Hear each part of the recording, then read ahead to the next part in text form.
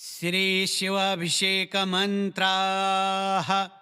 ओम पयः पृथिव्यां पय ओखधिकुपयो दिव्यन्तरिक्षे पयोधाः पयस्वतीः प्रदिशः सन्तो मह्यं कामधेनुसमुद्भूतं सर्वेषां जीवनं परं पावनं यज्ञहेतुश्च पयः स्नानाय गृह्यताम्। भगवते श्री सांब सदाशिवाय नमः। पयः स्नानं समर्पयामि। पयः स्नानान्ते शुद्धोदकस्नानं समर्पयामि। शुद्धोदकस्नानान्ते आचमनीयं जलं समर्पयामि। ॐ दधिक्राब्णो अकारिखं जिष्णोरश्वस्य वाजिनः सुरभिनो मोखा करत्प्रण आयुगुङ्खितारिखत पयसस्तु समुद्भूतं मधुराम्लं शशिप्रभं दध्यानीतं मया देव स्नानार्थं प्रतिगृह्यताम्। भगवते श्री सांब सदाशिवाय नमः। दधिस्नानं समर्पयामि।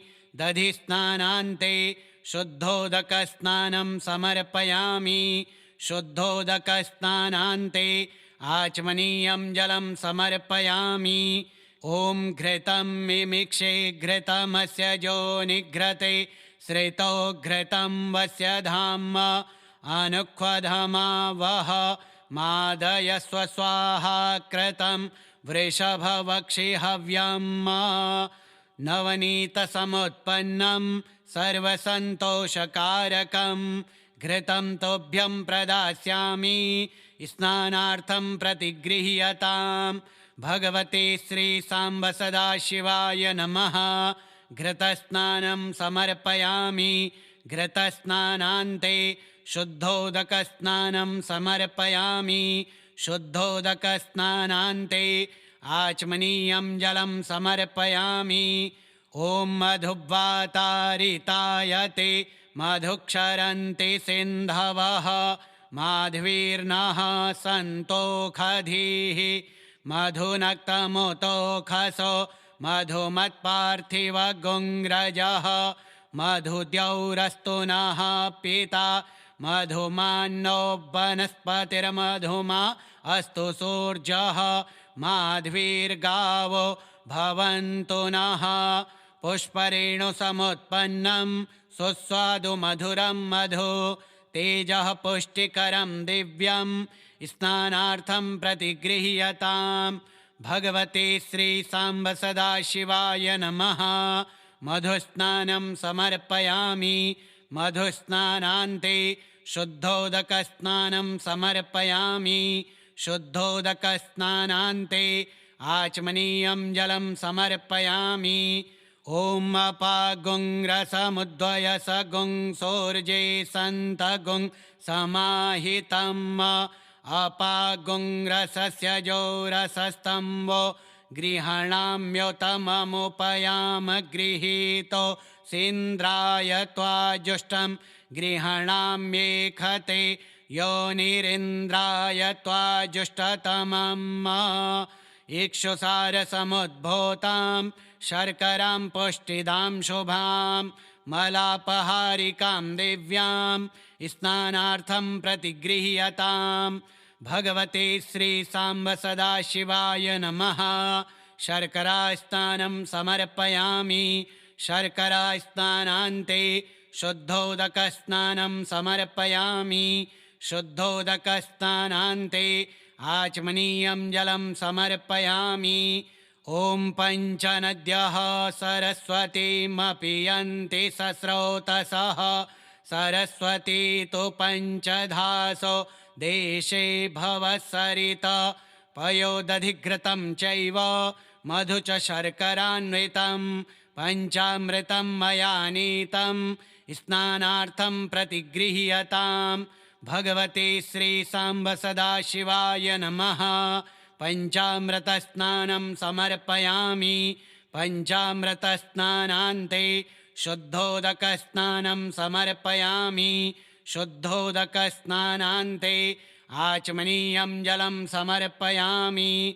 ॐ अगुंशोनाते अगुंशोः पृच्यतां परोखा परोः गन्धस्ते सोममवतो मदाय रसो अच्युतः मलयाचलसम्भूता चन्दनेन विमिश्रितम् इदं गन्धोदकस्नानं कुङ्कुमाक्तं नुगृह्यतां।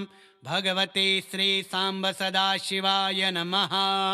गन्धोदकस्नानं समर्पयामि। गन्धोदकस्नानान्ते शुद्धोदकस्नानं समर्पयामि।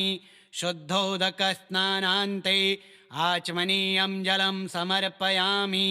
ॐ शुद्धवालः सर्वशुद्धवालो मणिवालस्त आश्विनाः शेतः शेताक्षोरुणस्ते रुद्राय पशुपतये कर्णाजाम अवलिप्ता रौद्रा नभोरूपाः पार्जन्याः। शुद्धं यः सलिलं दिव्यं गङ्गाजलसमं स्मृतं समर्पितं मया भक्त्या शुद्धस्नानाय गृह्यतां।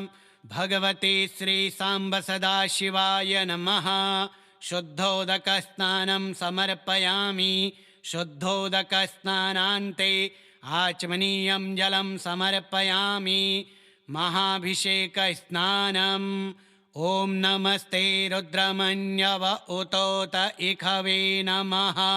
बाहुभ्यामुत ते नमः।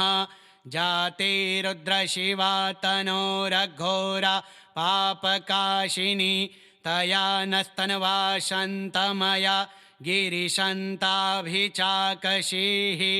जामिखुं गिरिशन्तहस्ते बिभर्षस्तवे शिवाङ्गिरित्रतां कुरु माहि गुंसेः पुरुखं जगत शिवेन वचसा त्वा गिरिशाच्छा वदामसि यथा नः सर्वमिज्जगदयक्ष्मगुं सोमना असत अध्यवोचदधिवक्ता प्रथमो दैव्योऽभिखक अहिश्च सर्वाञ्जम्भयन् सर्वाश्च जातो धान्यो धराचेः परासोव असौजस्ताम्रो अरुण उत बभ्रोः सोमङ्गलः जे चैनगुं रुद्रा अभितो दिक्षुस्रताः सहस्रशो वैखागुंहेड इमहि असौजो वसर्पतिनीलग्रीवो विलोहितः उतैनं गोप अदृस्रन्नदृस्रन् नोदहार्जः सदृष्टो मृडयातिनः नमोऽस्तु नीलग्रीवाय सहस्राक्षाय मीढोके अथो जे अस्य सत्वानो हन्तेभ्यो करन्नमः प्रमुञ्च धन्वनस्तमुभयो राज्ञोर्जाम जाश्च ते हस्त इखवः पराता भगवो वप विज्यन्धनुः कपर्दिनो विशल्यो बाणवा उत अनेशन्नस्य जा इखव आभुरस्य निखङ्गधिः जातेः तिर्मीढुष्टमहस्ते बभूवते धनुः तयास्मान् विश्वतस्त्वमयक्ष्मया परिभुजा परिते धन्वनो हेतिरस्मान् वृणक्तो विश्वतः अथो ज इखुदिस्तवारे अस्मिन्निधेहितम् अवतत्य धनुष्ट्वगुं सहस्राक्षशते खुदे निशीर्जशल्यानां मुखा शिवो नः सोमना भव नमस्त आयुधाय नातताय धृष्णवे उभाभ्यामुत ते नमो बाहुभ्यान्तव धन्वने मानो महान्तमुत मानो अर्भकं मान उक्षन्तमुतम न उक्षितं मानो वधीः पितरं मोत मातरं मानः प्रियास्तन्वो रुद्ररीरिखः मानस्तोके तनयिमान आयुखिमानो गोखुमानो अश्वेखुरीरिखः मानो वीरान् रुद्रभामिनो वधीरिह विखमन्तः सदमित्वा हवामहे। ॐ नमस्ते रुद्रमन्यव उतोत इखवे नमः बाहुभ्यामुत ते नमः जाते रुद्रशिवा तनोरघोरा पापकाशिनी तया नस्तन्वा शन्तमया गिरिशन्ताभिचाकशीः जामिखुं गिरिशन्तहस्ते बिभर्षस्तवे शिवाङ्गिरित्रतां कुरुमाहि गुंसेः पुरुखं जगत शिवेन वचसा त्वा गिरिशाच्छा वदामसि यथा नः सर्वमिज्जगदयक्ष्मगुं सोमना असत अध्यवोचदधिवक्ता प्रथमो दैव्योऽभिखक अहिश्च सर्वाञ्जम्भयन् सर्वाश्च जातो धान्यो धराचेः परासोव असौजस्ताम्रो अरुण उत बभ्रोः सोमङ्गलः ये चैनगुं रुद्रा अभितो दिक्षुस्रताः सहस्रशो वैखागुंहेड इमहि असौजो वसर्पतिनीलग्रीवो विलोहितः उतैनं गोप अदृस्रन्नदृस्रन् नोदहार्जः सदृष्टो मृडयातिनः नमोऽस्तु नीलग्रीवाय सहस्राक्षाय मीढोके अथो जे अस्य सत्वानो हन्तेभ्यो करन्नमः प्रमुञ्च धन्वनस्तमुभयो राज्ञोर्जाम जाश्च ते हस्त इखवः पराता भगवो वप विज्यन्धनोः कपर्दिनो विशल्यो बाणवा उत अनेशन्नस्य जा इखव आभुरस्य निखङ्गधिः जातेः तिर्मीढुष्टमहस्ते बभूवते धनुः तयास्मान् विश्वतस्त्वमयक्ष्मया परिभुज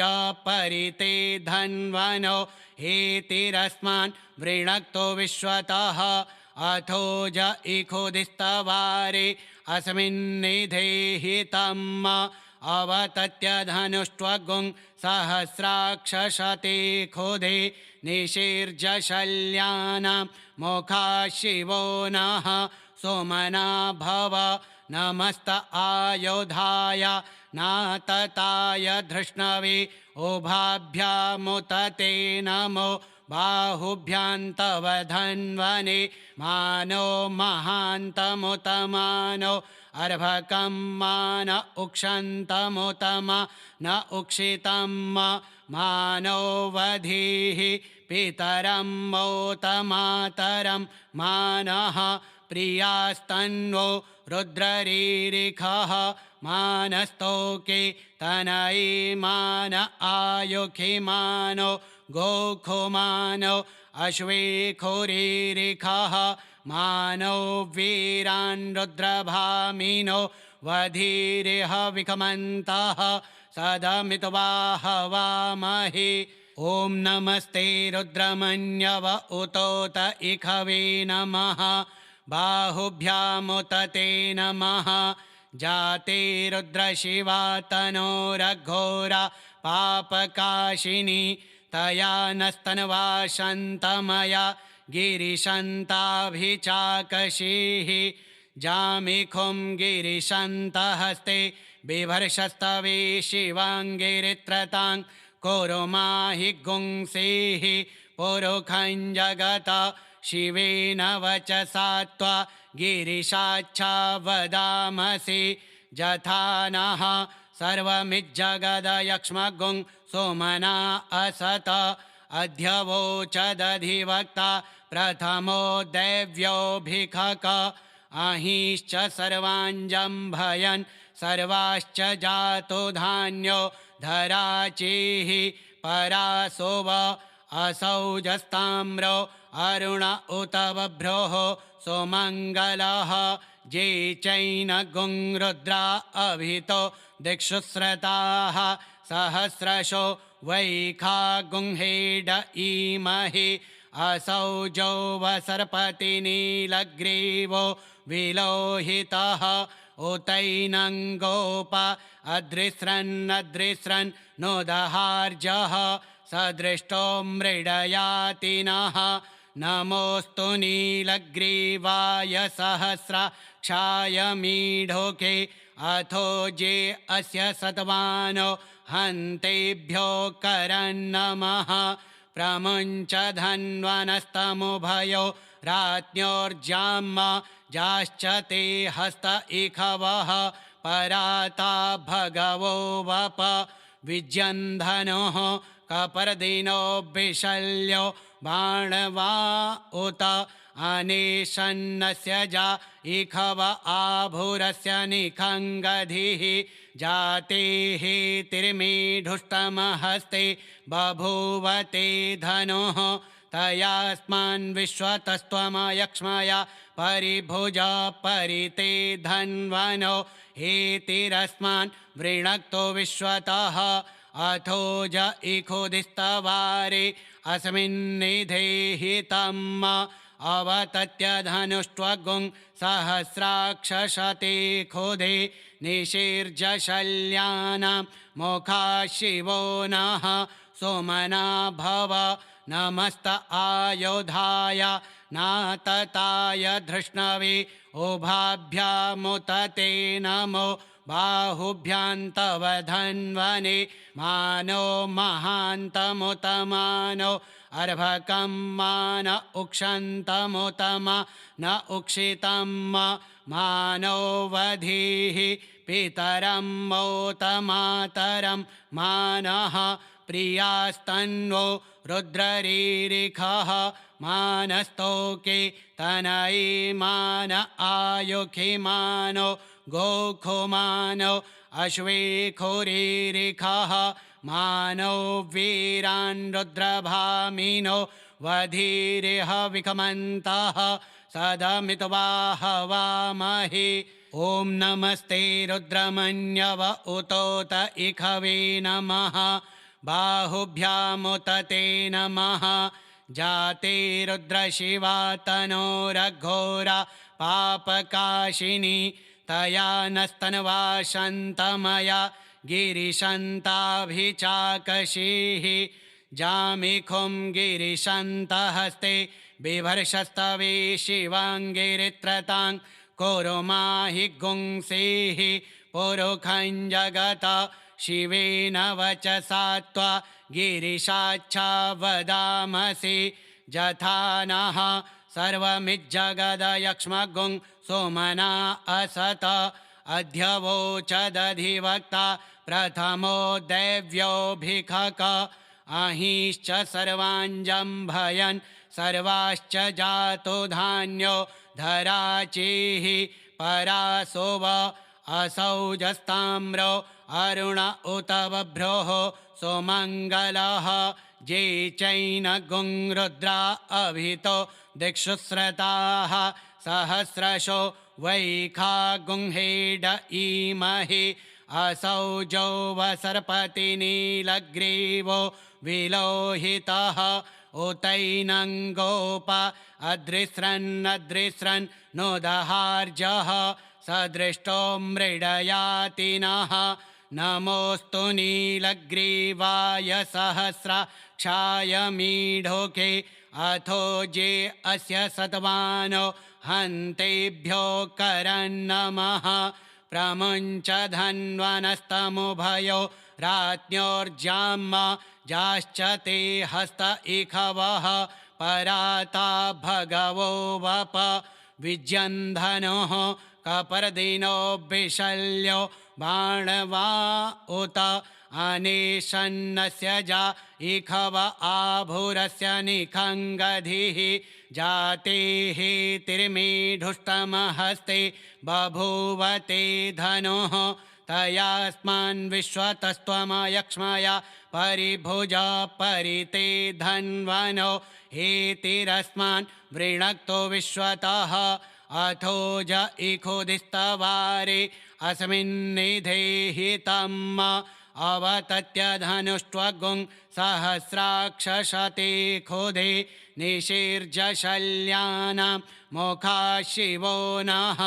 सोमना भव नमस्त आयुधाय नातताय धृष्णवे उभाभ्यामुत ते नमो बाहुभ्यां तव धन्वने मानो महान्तमुत मानो अर्भकं मान उक्षन्तमुत न उक्षितं मानो वधीः पितरं मोत मातरं मानः प्रियास्तन्वो रुद्ररीरिखः मानस्तोके तनयीमान आयुखिमानो गोखुमानो अश्वेखुरीरिखः मानो वीरान् रुद्रभामिनो वधीरिह विखमन्तः सदमित्वा हवामहे ॐ नमस्ते रुद्रमन्यव उतोत इखवे नमः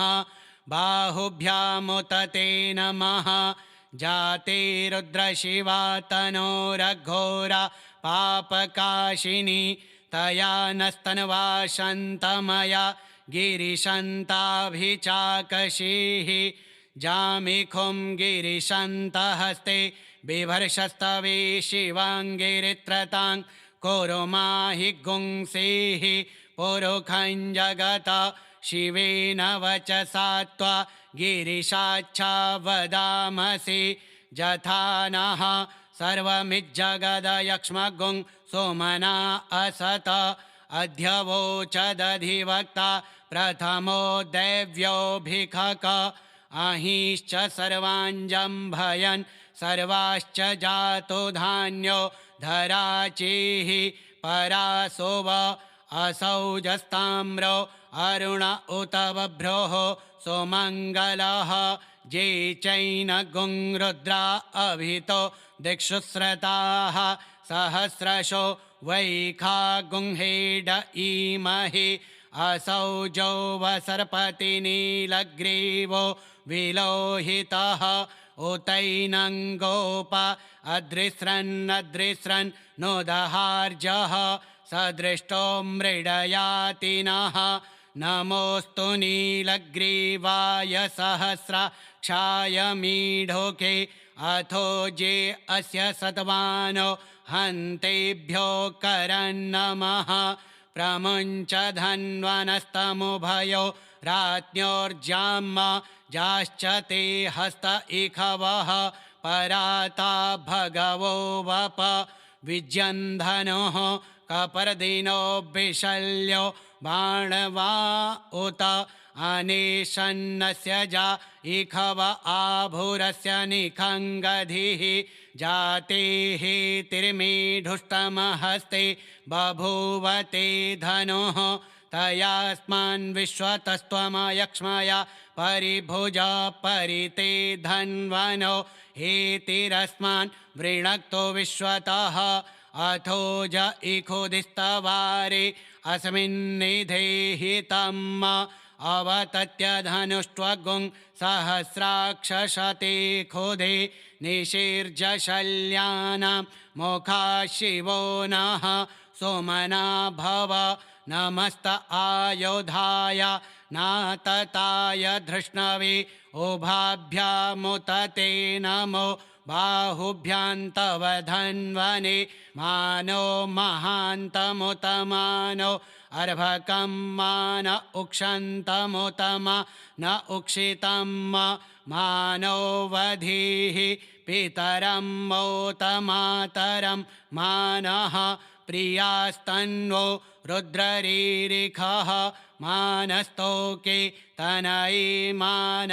आयुखिमानो गोखुमानो अश्वेखुरीरिखः मानो वीरान् रुद्रभामिनो वधीरिह विखमन्तः सदमित्वा हवामहे ॐ नमस्ते रुद्रमन्यव उतोत इखवे नमः बाहुभ्यामुत ते नमः जाते रुद्रशिवा तनोरघोरा पापकाशिनी तया नस्तन्वा शन्तमया गिरिशन्ताभिचाकशीः जामिखुं गिरिशन्तहस्ते बिभर्षस्तवे शिवाङ्गिरित्रतां कुरुमाहि गुंसीः पुरुखं जगत शिवेन वचसा त्वा गिरिशाच्छा वदामसि यथा नः सर्वमिज्जगदयक्ष्मगुं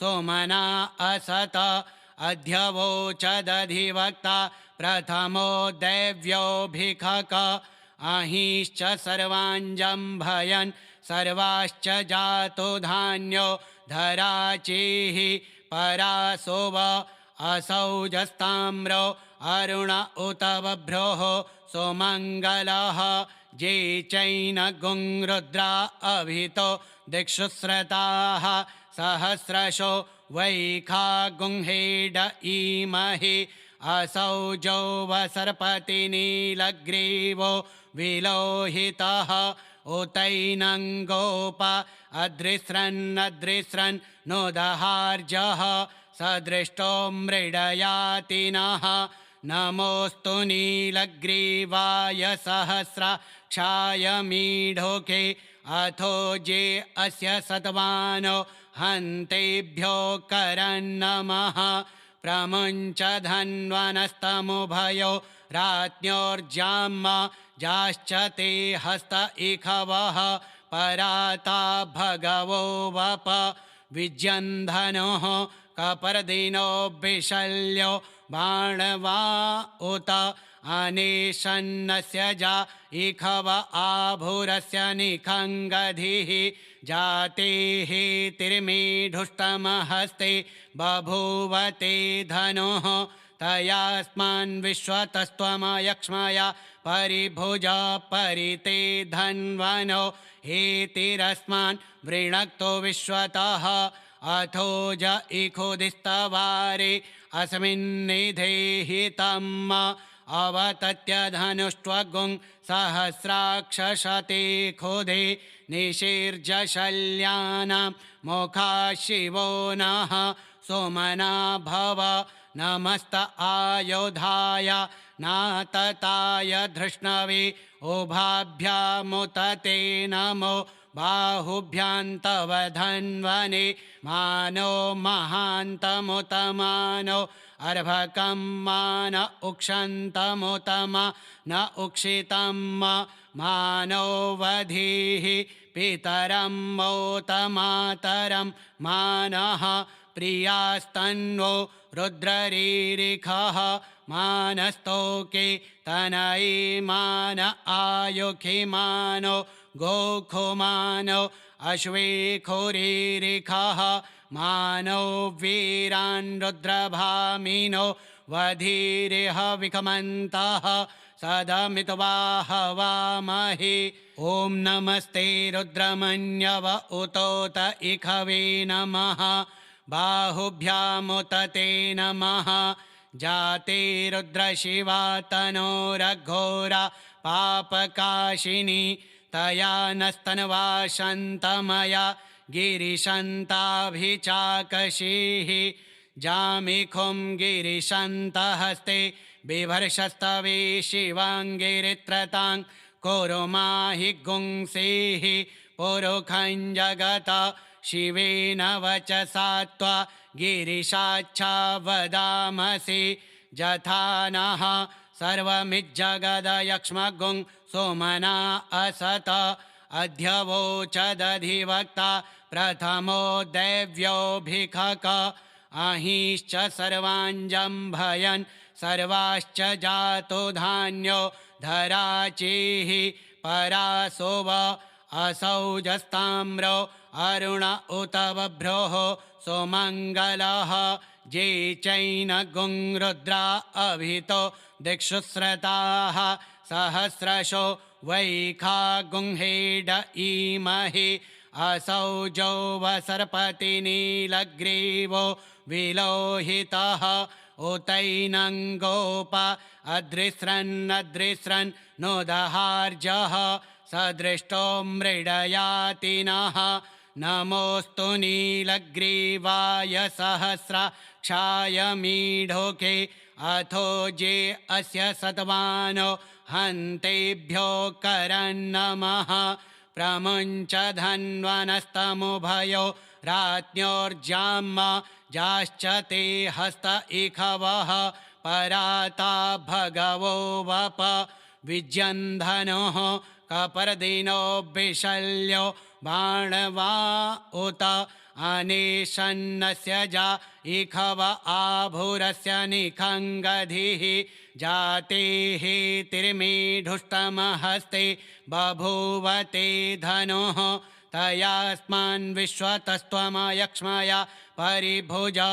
परिते धन्वनो हेतिरस्मान् वृणक्तो विश्वतः अथो ज इखुदिस्तवारे अस्मिन्निधेहितम् अवतत्य धनुष्ट्वगुं सहस्राक्षशते खुदे निशीर्जशल्यानां मुखा शिवो नः सोमना भव नमस्त आयुधाय नातताय धृष्णवे उभाभ्यामुत ते नमो बाहुभ्यान्तव धन्वने मानो महान्तमुत मानो अर्भकं मान उक्षन्तमुतम न उक्षितं मानो वधीः पितरं मोतमातरं मानः प्रियास्तन्वो रुद्ररीरिखः मानस्तोके तनयीमान आयुखिमानो गोखुमानो अश्वेखुरीरिखः मानो वीरान् रुद्रभामिनो वधीरिह विखमन्तः सदमित्वा हवामहे श्रीशिवाभिषेकमन्त्राः श्रीशिवार्पणमस्तु।